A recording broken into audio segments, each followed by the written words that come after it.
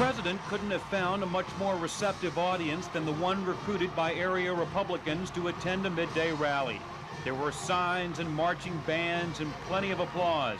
And Mr. Reagan, as well as Senate candidate Paul Tribble, for whom the event was staged, seemed to revel in it.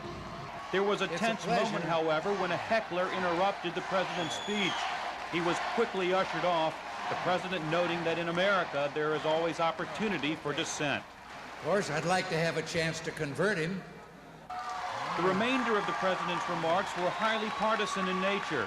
He attacked Democrats, accusing them of offering old solutions to the country's current economic problems. You can't pour billions of dollars into dead-end make-work jobs and call that opportunity. You can't build up years and years of degrading dependence by our citizens on the government and then dare to call that hope.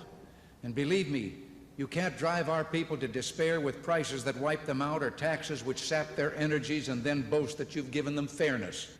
And Mr. Reagan reminded the young people in the crowd that he grew up during the Depression and therefore knows the pain of unemployment. Anyone who tells you that we don't have compassion for someone who's lost his job don't know what they're talking about, because we saw that great tragedy and lived it.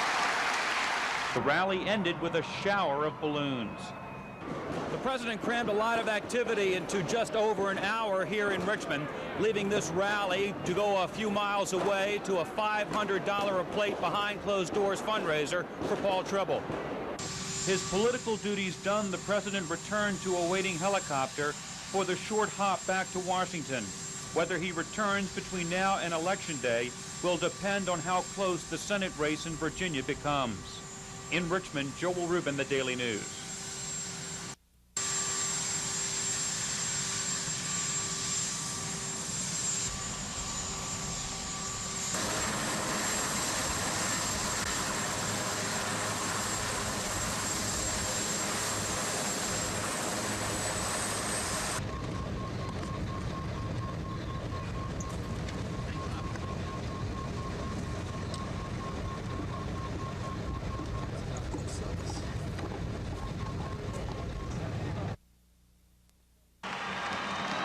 With Senate hopeful Paul Tribble at his side, the president entered the Richmond arena to the cheers of an adoring crowd.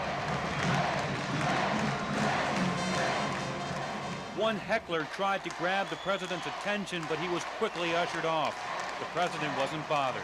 I couldn't hear what the words of dissent might have been, but once again, aren't we happy that we can live in a country where somebody by himself can dissent with the crowd and know that the roof isn't going to fall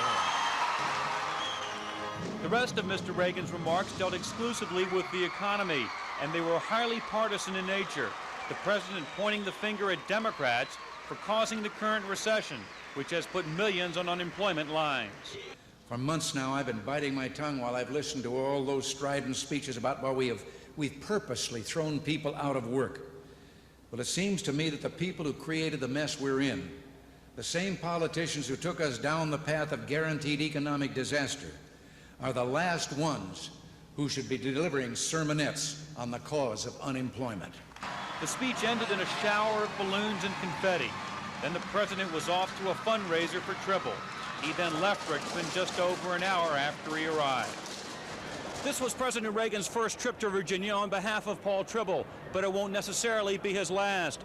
The Tribble camp has indicated they may ask the president to return to the state as the November 2nd election draws near. And since the White House considers this election to be so very important, it's very likely the president will oblige.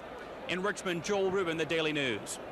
This is a $125,000 grant, a technical assistance grant to Hampton Institute. Thank you very much, Mr. President. We appreciate your support for Hampton Institute.